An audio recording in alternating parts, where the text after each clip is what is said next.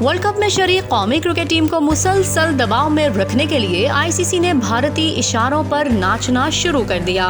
इत्तलात के मुताबिक international cricket council ने पाकिस्तान क्रिकेट टीम के डायरेक्टर मिकी आर्थर के वर्ल्ड कप में पाक भारत मैच से मुतालिक बयान का जायजा लेने का फैसला किया है।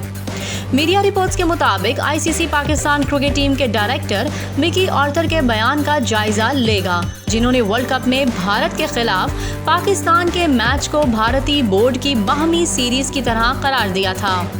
आईसीसी चेयरमैन ग्रेग बार्कले का कहना है कि वो जो भी इवेंट मुनक़िद करते हैं हमेशा किसी न किसी तरफ से तनकीद का निशाना बनाया जाता है। वो हमेशा चीज़ों को बेहतर करने की कोशिश करते हैं। उन्होंने कहा कि ये इवेंट का आगाज़ है, आगे देखिए कि चीज़ें कैसे चलती हैं। वो जायज़ा लेंगे कि क्या बेहतर किया जा सकता है।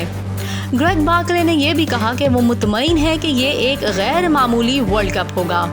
वाज़ेह रहे कि पाकिस्तान क्रिकेट टीम के डायरेक्टर मिकी आर्थर ने भारत के हाथों शिकस्त के बाद कहा था कि आज का match international cricket council event नहीं बल्कि board of control for cricket in India BCCI का होम इवेंट लगा।